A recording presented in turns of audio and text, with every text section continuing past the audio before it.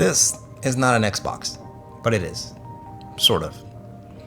Xbox has had a rough couple of years, from buying studios only to just close them down again, to canceling reboots and remakes, console price hike twice in 1 year, increasing Xbox Game Pass prices, and canceling console exclusives.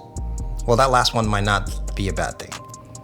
But with all that behind them, I hope, the Xbox Ally X is supposed to be the next big thing that puts them back into the future of gaming in general.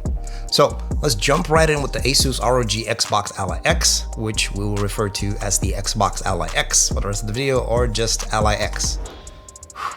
Let's get into it. The Ally X is a Windows-based gaming handheld with the main sell of something called Windows FSE. This stands for Full Screen Experience, which is basically a special edition of Windows optimized for handheld gaming. How it does this is by ditching some of the processes used for basic OS functions on boot up to save RAM towards more gaming and just get you straight into the experience, hence full screen experience. It also keeps each app open in its window so you can hold down the X button and shut it down if and when it most likely stalls. So yeah, like Windows. Okay, so let's answer one of the big questions that came out with this device. Your Ally X simply can't play all Xbox games you own on your Xbox S or S. Only games that have the Play Anywhere tag that can cross the divide between console and PC. For example, when you buy Gears of War 5 on Xbox, it's a Play Anywhere title. So you're basically getting a PC copy for free.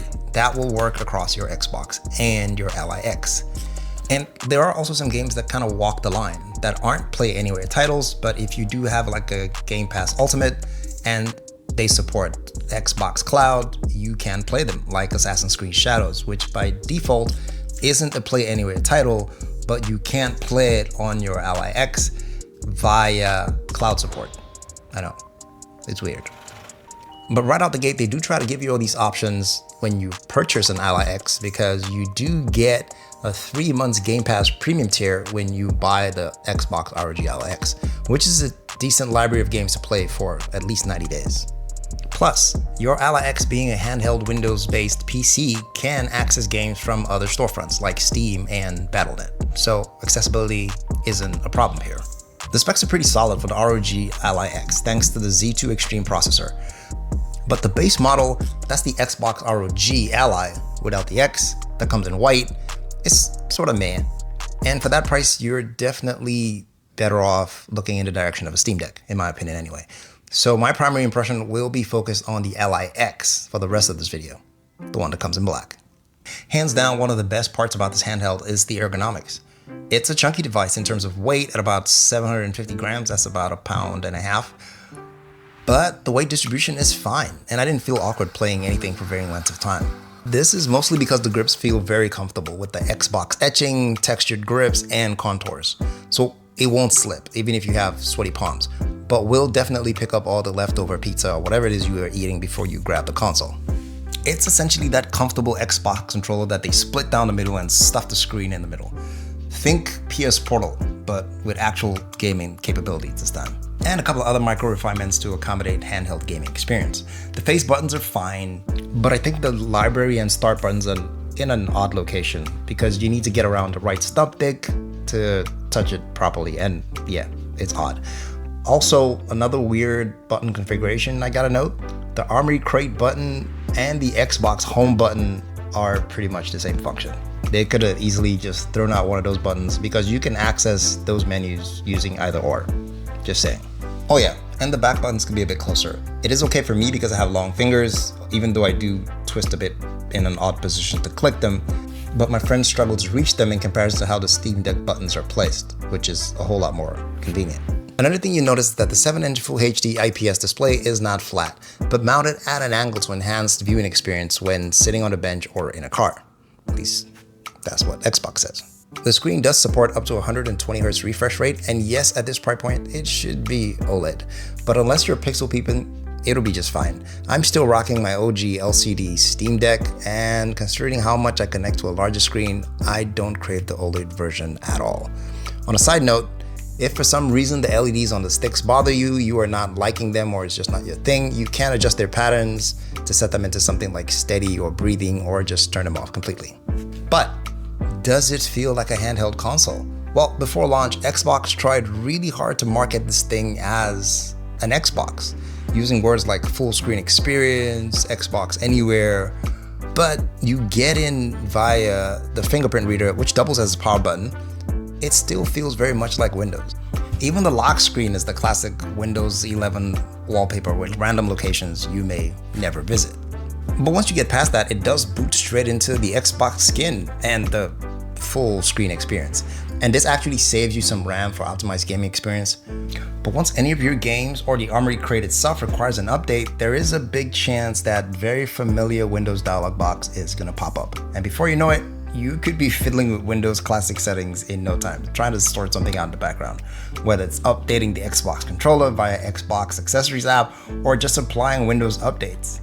Now for some, this won't be a big deal, but if your goal was to get Xbox console-like experience here on a handheld, you might be disappointed as it's much closer to tinkering with a handheld PC. And in PC fashion, it has various performance modes which you can tweak for an optimized gaming experience.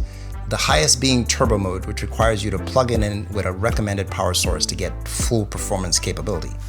Now, Asus and Xbox figure that this might be fine for most people who are used to gaming on handheld PCs, but it will be a chore for people looking to just plug and play. They just want a console experience. So they have released a couple of updates. There's one called the default game profiles, which tries to enhance the user experience by automatically adjusting the thermal design power to TDP and frame rate limits, basically trying to automatically balance between power, consumption, and performance for the game you're playing without you having to tinker for it. Is it cool? Yeah, I guess if you don't want any trouble, but you can bypass this and still manually override the settings if you know what you're doing for the experience you're looking for in Armory Crate. Not to mention, this doesn't apply to all games yet, but for some of the big hitters like Call of Duty and Cyberpunk, they are on the list and will automatically adjust when you pop them in. So is it good?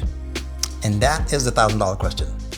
Let's start with yes, in the sense that you can technically play way more games than a Steam Deck because Windows is the baseline for most game developments and extra work is required to make them work on Steam OS.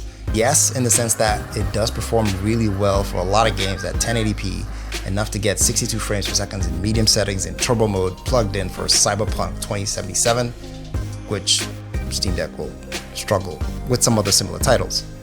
Yes, in that it is comfortable to hold and allows you to access other game libraries with an online, offline mode. But, big hairy but, you can't ignore weird things about the interface experience. It gets very confused at times with total loss of controls in some cases to random Windows pop-ups that try to take over your screen. And that's where Steam Deck shines. The gaming section is very compartmentalized from the desktop mode, which only pops up when and only you ask for it. And then there's the price. A few months ago, people came out strong about pricing with arguments about you could just build a PC at that price. But let's face it, with the advent of RAM shortage for AI demands, it's tougher to build a decent computer these days compared to a few months ago.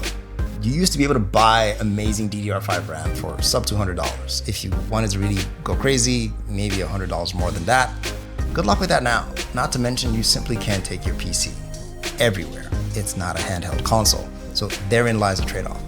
And on that $1,000 note, that's why I invested in a kill switch from Dbrand to protect it while I'm playing in case I drop it, as one does when you get very excited.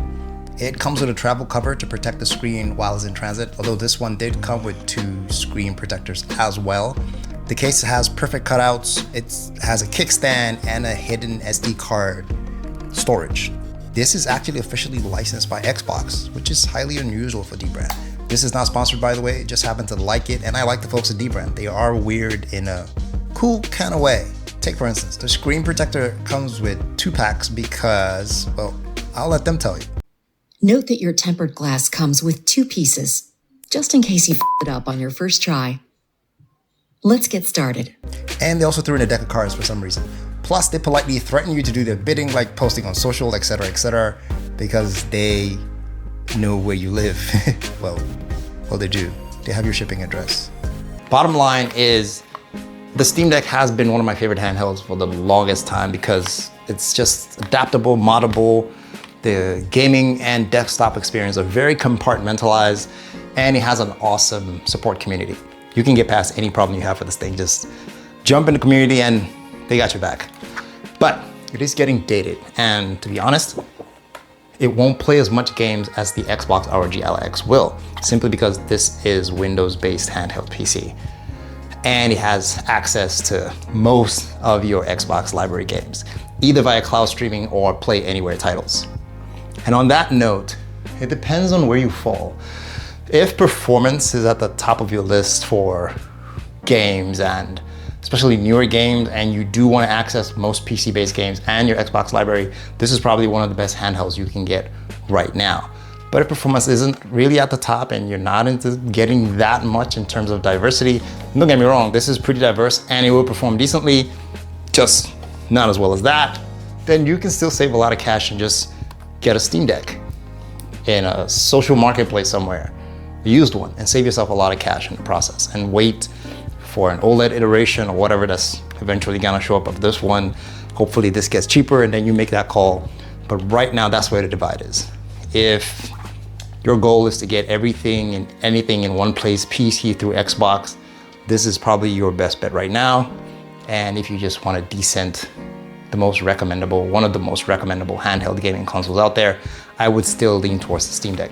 But this is not a comparison video. I'm just telling you how I felt after playing both of them for a long time. Let me know how you guys feel in the comments below. I really like it though, it's very comfortable. I think it's solid.